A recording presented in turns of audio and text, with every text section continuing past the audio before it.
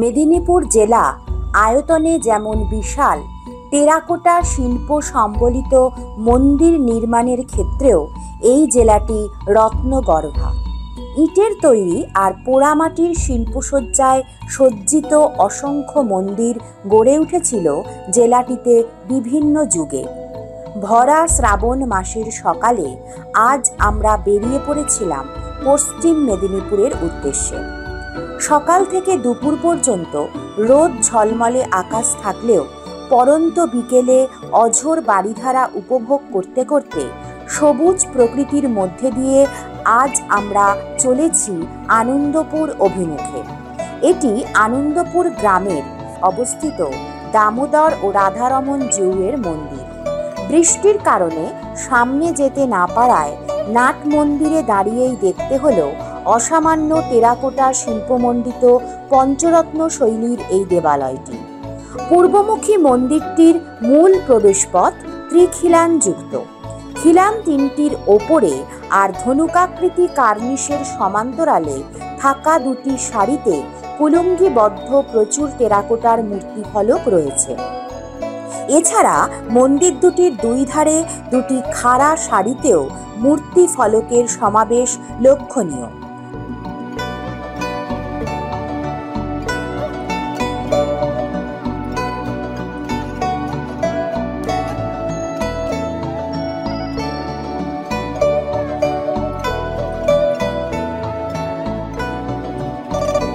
প্রবেশ পথের খিলান তিনটির ওপরের তিনটি প্রস্থে যেমন পোড়ামাটির মূর্তি রয়েছে তা মূলত কৃষ্ণ বিষয়ক, তবে অন্যান্য পৌরাণিক দেবদেবী ও সংকীর্তনরত গৌর নিতাইয়ের মূর্তিও আছে। আমরা এখন পশ্চিম মেদিনীপুর জেলার আনন্দপুর বাগপাড়ায় এক প্রাচীন মন্দিরের সামনে দাঁড়িয়ে আছি। সেই মন্দিরেরই সেবায়িত বংশের এক উত্তরসূরির কাছ থেকে আমরা এই মন্দির সম্পর্কে কিছু তথ্য জানব। আপনার নাম? পরিতোষ বাগ। আচ্ছা, পরিতোষবাবু আমাদের মন্দির সম্পর্কে কিছু তথ্য দেবেন। আপনার নাম? দীপক বাগ। এই মন্দিরের প্রতিষ্ঠা কত বছর আগে হয়েছিল? ওটা 158 বছর। 158 বছর। বংশী থেকে বাগ ছিলেন প্রতিষ্ঠা, বংশীধারী বাগ। আচ্ছা, মানে আমাদের 4 পুরুষ আগে। আচ্ছা, উনি কি সে জীবিকা কি ছিলেন? জমিদারি ছিল। আচ্ছা, এই মন্দির তো সংস্কার হয়েছে দেখতে পাচ্ছি, কত বছর আগে? এই মন্দিরটা সংস্কার হয়েছে আজ থেকে 18 বছর আগে। 18 বছর। এই মন্দিরের সংস্কার কিভাবে করা হয়েছে? মানে কি আপনারা কি পারিবারিক উদ্যোগে? হ্যাঁ, পারিবারিক একদম পারিবারিক উদ্যোগ, নিজেরা কালেকশন করেছি, যে যেমন পেয়েছি একদম পারিবারিক উদ্যোগ, বাইরে থেকে কোনো সহায়তা নেই। আর ভবিষ্যতে যদি এটা সংস্কারের কোনো ব্যাপার থাকে তাহলেও কি নিজেরাই পারিবারিক উদ্যোগই সব করবে? কোনো সরকার থেকে তো কোনো কিছু পাওয়ার কোনো আশা দেখি। কম্পেনসেশন যেটা পাওয়া যায়, কম্পেনসেশন 1959 সালেও পেতাম 3800 টাকা, 1959 সালে, আর এখনও 3800 টাকা।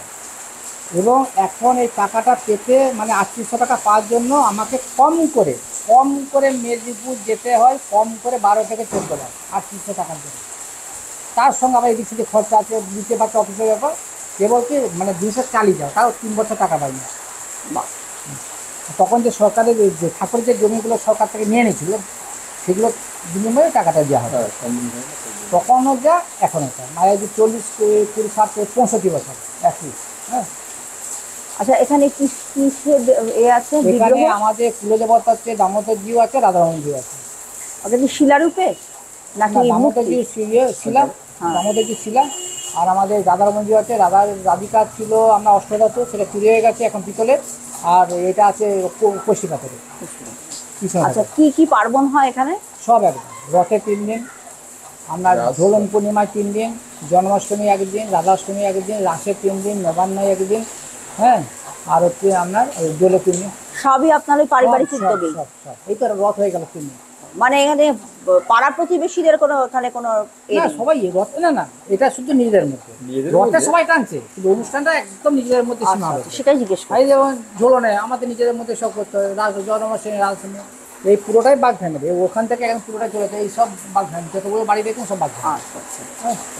ধনুকাকৃতি কার্নিশের সমান্তরালে থাকা টিয়া পাখির শাড়িটি ভারী সুন্দর, বিরলও বটে। এই শাড়িটির নিচে এটিরই সমান্তরালে রয়েছে আরও এক সারি অভিনব মূর্তি ফলক। সারিবদ্ধ হাতির মুখের এমন অলঙ্করণ সচরাচর অন্যান্য মন্দিরে খুঁজে পাওয়া যায় না। মন্দিরের ছাদের চার কোণায় 4টি হনুমান মূর্তি আর বাঁকানো কার্নিশের ওপরের জোড়া সিংহের মূর্তিও অলঙ্করণের ক্ষেত্রে অভিনবত্বের দাবি রাখে।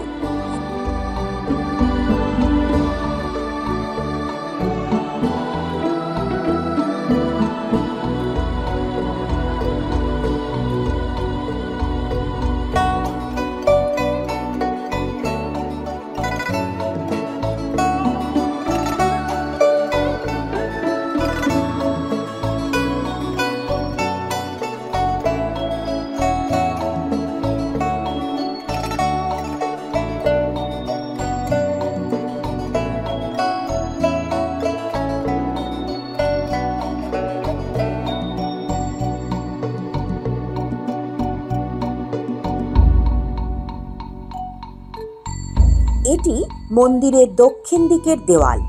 এই দেওয়ালেও রয়েছে বেশ কিছু কুলুঙ্গিবদ্ধ পৌরাণিক দেবদেবীর মূর্তি ফলক। 2টি প্রতিষ্ঠা ফলকও নজরে আসে।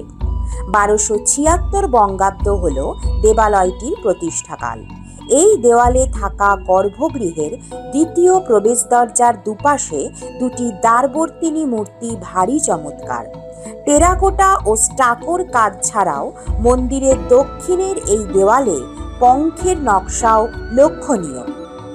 আনন্দপুর থানার অন্তর্গত এই গ্রামে বাঘ পরিবারের এই দামোদর মন্দিরটির পোড়ামাটির অলঙ্করণ সজ্জার বৈচিত্র্য অসাধারণ। পারিবারিক উদ্যোগে মন্দিরটি সুসংরক্ষিত। মন্দির দর্শন শেষে আমরা এবার ফিরে চললাম কলকাতা অভিমুখে।